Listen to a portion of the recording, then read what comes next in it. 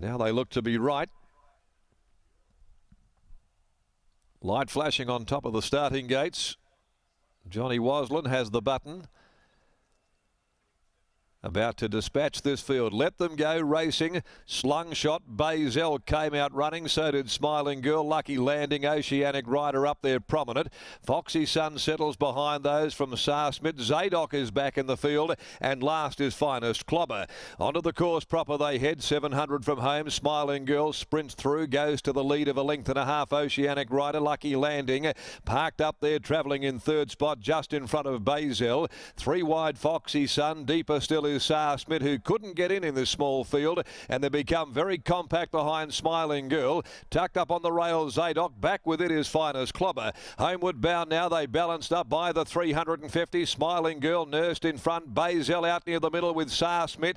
Coming through in the middle now is Oceanic Rider. Lucky Landing pushing up. Foxy Sun behind those. Finest Clobber. Sarsmith the widest of them with 100 to go on the outside of Oceanic Rider. Oceanic Rider, Sarsmith, Lucky Landing coming through, but it's Oceanic Rider. Oceanic Rider proved just a little too good. Oceanic Rider beat home Lucky Landing. Sarsmith may have peaked over the final 50 from Foxy Sun, Zadok, Smiling Girl. Behind those next is Bazel, and Finest Clobber has wound up back there last. It settled at the tail of the field and has failed to beat a runner in.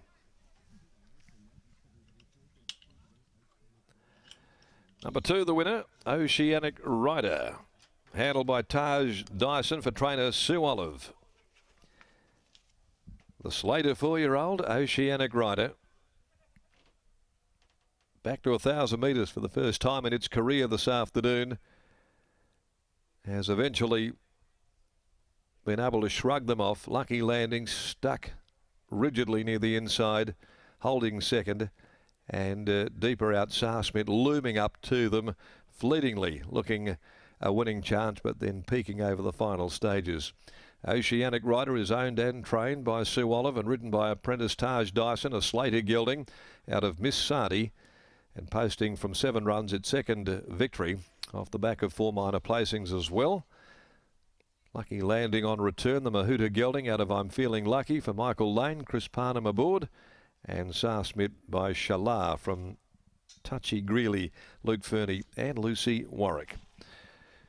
As we wait for the remaining details to come through, Finest Clobber got back there, never got into the race at any point, and has failed to beat a runner to the line. Smiling Girl led them for home. She battled and has been swamped up there late. Foxy Sun wasn't all that far from them in the concluding part. But Oceanic Rider, who ran 280, just getting out a bit in the market, and favourite for race number 3. The 4th event, the Heineken 3 handicap. This is to be run over 1,400, the next on the card. There are no changes to come there. They'll go at 3:35. 2 from 1 and 8, 7. Foxy Sun has got the nod for 4th in front of Zadok down near the inside. And also Smiling Girl, but there was only a bob of the heads between that group as they attacked the post in race number 3. As we join Britt Taylor down in the yard, Oceanic Rider there for the first time in its career back to the short course of 1,000 metres and saluting. That's exactly right. Sue Olive joins me now. Kicked off the campaign at 1,200, but back to 1,000 metres for the first time in his career. Was that by design today? Well, 1,100 I was thinking, but because he got pipped at the post at the 1,200, and I did mention earlier that he had a tie back, so I just thought maybe it could have been the breathing problem, so we'll just take him back and just see if it works, and it worked today. And so often that can be the case with these horses. How have you seen his progression since having the tie back? Is it much improved?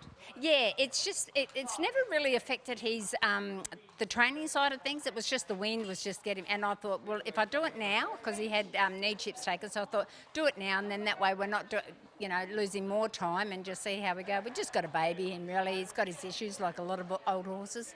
And so with that in mind, going forward, do you look to try take that conservative approach when it comes to a speed map and stay at 1,000 metres and get that?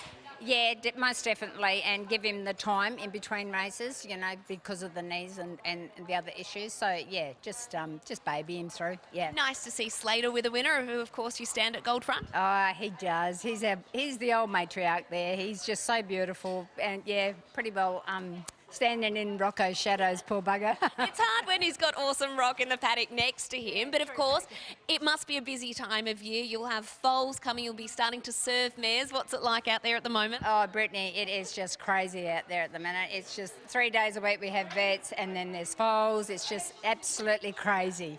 But it's good, it's fun. Yeah. And then you come here on a Wednesday and you get a winner, so that's nice to take back to the farm. Well done. It is. Thank you very much. There is Sue Olive, a very busy time out at Gold Front, as it is for all the breeding operations at the moment. Let's get to Taj Dyson. Well, Taj Dyson's just had a couple of weeks over in Victoria, but he's back here today and with a winner. And in the end, Taj, it probably panned out lovely. The horse in front was setting a good tempo, and Oceanic Rider looked like he got in a nice rhythm. Yeah, no, it panned out perfect. It was either we lead or we just let him find his feet, which we jumped and he was okay away, and it just panned out nicely that we're outside leader and they sent a nice tempo for him, which was perfect. How was your trip to Melbourne? Yeah, no, it was good. Nice to get a little bit of a holiday away from racing, but no, I enjoyed it. Happy to be back as well. Congratulations, well done. Thank you. There is Taj Dyson rides Oceanic Rider to victory here in race number 3.